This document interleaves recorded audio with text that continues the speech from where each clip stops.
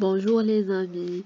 Alors aujourd'hui, je vais continuer à vous expliquer le cours de microbiologie, mais avant tout ça, j'aimerais bien que vous aimez la vidéo et pour m'encourager à continuer à faire des cours de biologie et aussi de partager la vidéo avec vos amis qui sont en première année en biologie ou en deuxième année.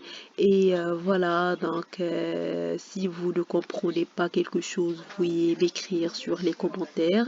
Et je vous remercie de s'abonner sur la chaîne pour avoir accès à tous les vidéos. Et voilà. Donc, on s'est arrêté la dernière fois ce tableau plutôt. Et voilà, je vais continuer à vous présenter les caractéristiques des cellules prokaryotes et eucaryotes concernant le paroi. On a, ou pardon, la paroi. Alors,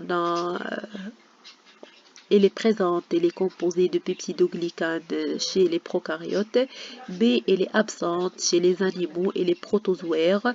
Chez les champignons et les algues et les plantes, elle est composée de polysaccharides. Polysaccharides, c'est l'ensemble des sucres. Voilà, c'est l'ensemble du sucre associé, ce qu'on appelle un polysaccharide. Et voilà, pour le système respiratoire, on a la membrane cytoplasmique qui est présente chez les prokaryotes et pour les eucaryotes, on a une membrane mitochondriale, mitochondriale. Et pour la photosynthèse, on a ce qu'on appelle les chromatophores ou chlorosomes. C'est un système membranaire interne chez les prokaryotes et on a les chloroplastes chez les eucaryotes. Pour, euh, pour la mobilité, pour les prokaryotes, on n'a pas de mouvement amoeboïde, on a un paroi rigide et on a un mouvement avec ce qu'on appelle les flagelles ou un flagelle, ce qu'on appelle un mouvement flagellaire. Par contre, chez les eucaryotes, on a un mouvement amoeboïde chez les eucaryotes sans paroi et aussi on a un mouvement qui est flagellaire. Voilà. Alors, on va commencer cette diapositive par la cellule bactérienne ou la morphologie de la cellule bactérienne. Alors, on a les cocci ou la morphologie des bactéries plutôt. On a les coques, ce qu'on appelle cocci. Selon le plan de division, on a les diplocoques et les streptocoques. Les diplocoques se sont constitués de deux coques. Par contre, les streptocoques ils sont constitués d'un ensemble de coques. Et on a les tétrades. Voilà, les tétrades ils sont constitués de 4 coques. Voilà. On a les grappes aussi de raisin, comme chez Staphylococcus aureus. C'est une bactérie, Staphylococcus aureus. On a le deuxième type qui est appelé les bâtonnets. On a les bâtonnets droits ou les bacilles. Ils sont regroupés, soit ils sont isolés ou regroupés en diplobacilles ou streptobacilles. Voilà, alors ici, on a des bacilles qui sont isolés. Bien sûr, on peut les voir sous microscope électronique. Et voilà, donc ils sont isolés les uns des autres. Et les diplobacilles, on a deux bacilles qui sont associés. Voilà, une seule bacille et l'autre bacille. Et pour les streptobacilles, on a des bacilles qui sont associés entre eux.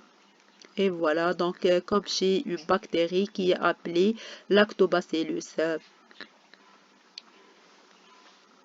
Pour les bacilles incurvés, voilà, ils ne sont pas droits, ils sont incurvés.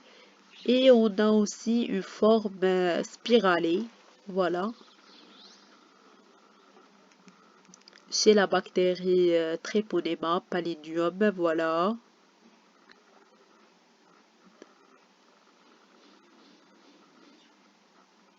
Pour la paroi bactérienne. Alors, l'enveloppe caractéristique des prokaryotes, elle est rigide, ce qu'on appelle exosquelette. Elle a plusieurs rôles.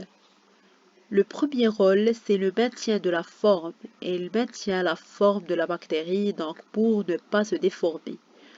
On a la résistance à la forte POI, c'est-à-dire à la forte pression. Et on a le rôle de division cellulaire et elle est perméable à l'eau et aux petites molécules. Et aussi, c'est un support de nombreux antigènes.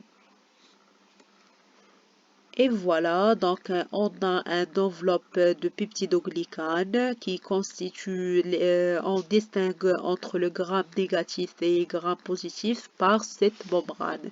Les grammes négatifs n'ont pas un membrane de peptidoglycanes. Par contre, les grammes positifs ils sont constitués d'un membrane peptidoglycane. Comment on peut savoir ça? C'est à l'aide d'une coloration, ce qu'on appelle la coloration Gram. Cette coloration nous permet d'identifier le type de bactérie, est-ce qu'il est gram négatif ou est-ce qu'il est gram positif. Alors, les grammes négatifs, ils se colorent avec la coloration rose, c'est-à-dire ils sont perméables de la dernière coloration qui est la fuchsine. Par contre, les grammes positifs, elles restent mauves, c'est-à-dire ils ne peuvent pas ils ne laissent pas, à l'aide de cette membrane de peptidoglycane, passer la dernière coloration avec la fuchsine, c'est-à-dire elle va avoir juste la coloration de bleu de méthylène. Voilà, je pense que c'est clair. Si vous voulez bien sûr des informations concernant la méthode de la coloration gramme, bien sûr, je suis à votre disposition pour avoir tout complément d'informations de ce cours. Et voilà pour la coloration gramme, je vais faire des vidéos qui expliquent comment on peut faire la coloration gramme. Pour la composition chimique de ce membrane, il est constitué bien sûr des sucres aminés. Voilà, donc on a différents sucres aminés comme l'acide ou la N-acétylglucosamine, la galactosamine. Et voilà, donc on a les acides aminés aussi. Les acides aminés, on a la laline, l'acide glutamique, on a la lysine, on a plusieurs acides aminés. On a la glycine qui est présente chez la bactérie Staphylococcus aureus et on a l'acide aspartique qui est présent chez le Lactobacillus acidophilus. Et on a aussi la présence des acides teichoïques qui sont uniquement chez les bactéries à gram positif, voilà, chez les bactéries qui ont un membrane de peptidoglycane et sont localisées à l'extérieur de la paroi et peuvent avoir un rôle antigénique. Et voilà, donc pour les acides teichoïques, il faut bien se rappeler qu'ils sont uniquement présents chez les bactéries gram positifs. Comme j'ai déjà expliqué, les grammes positifs, ils ont un paroi de peptidoglycane qui est rigide et qui ne permet pas leur coloration, qui les protège bien sûr, qui maintient la forme, mais aussi lorsque on colore la bactérie pour voir le type de gramme sur le microscope électronique, bien sûr, la coloration, ça sera mauve pour avoir une idée sur les grammes positifs. Et le type, voilà, et on a plusieurs types de bactéries ou de formes de bactéries. Comme j'ai déjà dit, alors il y a des coccis, il y a des bacilles, il y a des types de bacilles et des types de coccis, voilà, et on a des formes qui sont spiralées, et voilà. Donc, pour avoir plusieurs vidéos sur ce cours et voilà, veuillez s'il vous plaît s'abonner sur cette chaîne et voilà, faire un j'aime pour avoir plus d'informations. Je vous remercie et je vous souhaite un très bon courage. À la prochaine.